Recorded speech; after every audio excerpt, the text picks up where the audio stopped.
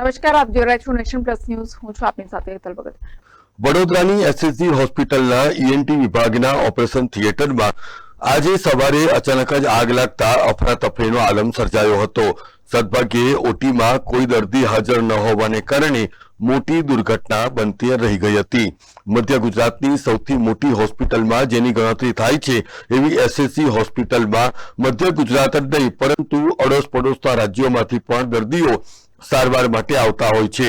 આજે સવારે એસએસજી હોસ્પિટલના ઈએનટી વિભાગના ઓપરેશન થિયેટરમાં અચાનક જ બ્લાસ્ટ લાગીને આગ લાગતા હાહાકાર મચી જવા પામ્યો હતો.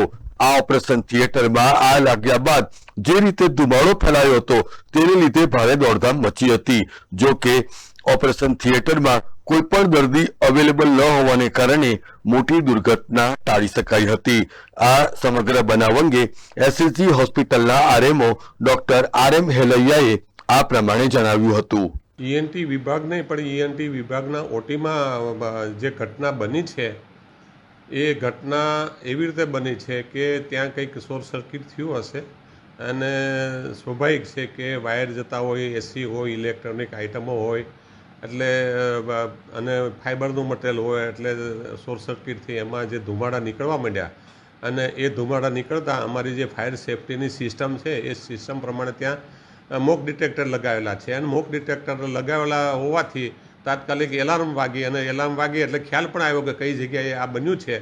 એટલે તાત્કાલિક અમારા જે ફાયરમેન ફરજ પર હોય એ અને ફાયર ઓફિસરો તાત્કાલિક ત્યાં ઘટના સ્થળે પહોંચી ગયેલા છે અને અમારી પાસે જે ઉપલબ્ધ બધા ફાયર સેફ્ટીના સાધનો સાથે એટલે ત્યાં આગ લાગવા નથી દીધા. એટલા બધા ધુમાડા નીકળ્યા હોય એ ફાઇબર ને પ્લાસ્ટિક ને એનું જે બધું શોર્ટ સર્કિટને લીધે થતું હોય એમાં બહુ બધા ધુમાડા નીકળ્યા એટલે હજુ આગ શરૂ થાય એ પહેલાં અમારા ફાયર સેફ્ટી મેન અને ફાયર ઓફિસરોએ ઇક્વિપમેન્ટ સાથે બધું કાબુ મેળવેલી લીધેલું છે અને કોઈ વધારે પડતું નુકસાન થવા નથી દીધું. અને ત્યાં સવારનો સમય હોવાથી હજી ઓટીમાં દર્દીઓ પણ નહોતા આવ્યા એટલે ત્યાં કોઈ જાનહાનિ પણ થવાનો સંભવ હતો નહીં. એટલે સમય સૂચકતા વાપરી અને આપણી જે ફાયર સેફ્ટીની સિસ્ટમ લગાવેલી છે એના લીધે આપણે મોટી દુર્ઘટના થતી અટકાવી શક્યા છીએ. કેટલી ટીમ છે આપણી એસએસજીની ફાયરની આપણે વાત કરતા? આપણી પાસે ફાયર ઓફિસર છે અને એમની નીચે છે તે ફાયર મેન મૂકવામાં આવ્યો છે ને એ રાઉન્ડ ધ ક્લોક હોસ્પિટલમાં ફરજ નિભાવે છે. આગ કેવી હતી? સામાન્ય હતી?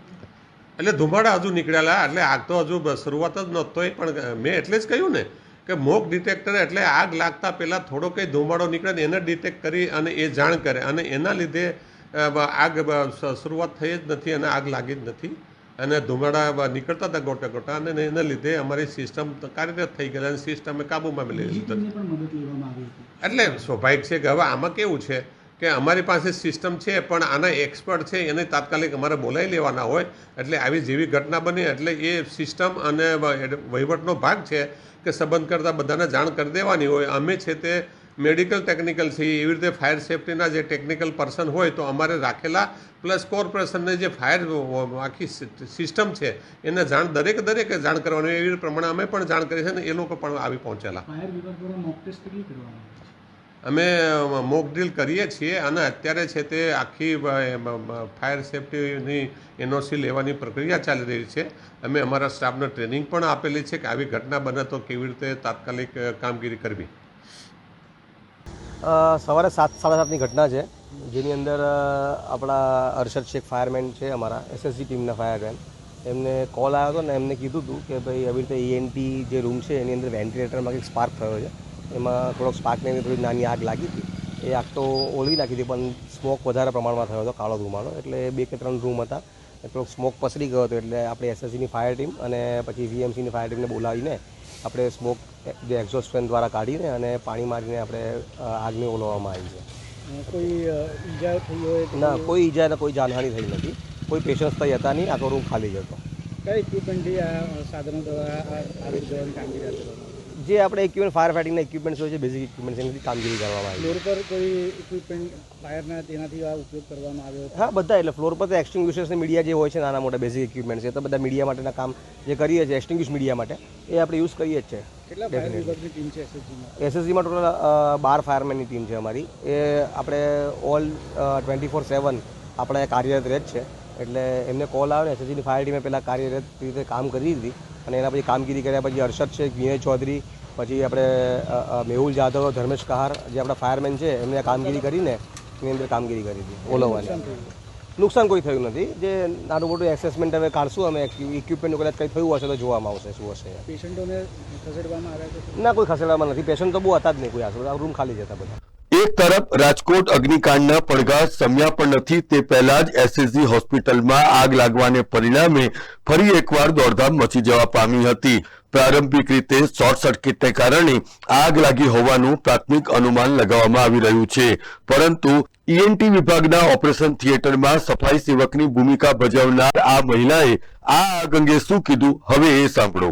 તો બધી સ્વિચો ચાલુ કરી પછી મેં સ્વિચ ચાલુ કરવા ગયા ને એટલે એકદમ ભડાકો થયો અને અમારા કસરતભાઈ કરીને હતા ને તો અહીંયા ડ્રેસિંગ કરતા હતા એટલે જેવી આગ લાગી એટલે ફટાફટ બધા પેશન્ટને ડ્રેસિંગ કરતા હતા અમારા કસરતભાઈ ડૉક્ટર એટલે ફટાફટ એ લોકો બહાર કાઢ્યા અને પેશન્ટ એમાં જેવી સ્વિચ ચાલુ કરીને વેન્ટિલેટર જે એનએસએસસી વાળાની પેલી ટોલી આવે ને એમાંથી એકદમ ફાટ ફાટ થવા માંડી. વેન્ટિલેટર અંદર હતું? હા, જે એનએસએસસી વાળાની મોટી ટોલી આવે છે એમાં એકદમ જેવી સ્વિચ પાડીને એમાં જેવું થયું. એને શું વેન્ટિલેટર કહેવાય, શું કહેવાય એ મને નથી ખબર, પણ મારા એનએસએસસી વાળા બે બહેનો મને ફટાફટ કહેવા લાગ્યા કે તમે ફાયર બ્રિગેડ વાળાને બોલાવો. એટલે મેં અમારા સુપરવાઇઝર જે જયભાઈ છે એમને કોલ કર્યો. અહીંયા મેં સર્વન્ટમાં અંદર ઓટીમાં છું.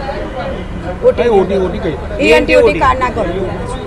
કેમેરામેન નવનીત પરમાર સાથે Satyam Nevaskar, nation plus news, Vadodara. સમાચારોના સતત અપડેટ મેળવવા માટે અમારી નેશન પ્લસ ન્યૂઝની યુટ્યુબ ચેનલને સબસ્ક્રાઇબ કરો, બેલ આઇકન દબાવો અને જોડાયેલા રહો ફેસબુક, ઇન્સ્ટાગ્રામ અને ટ્વિટર પર.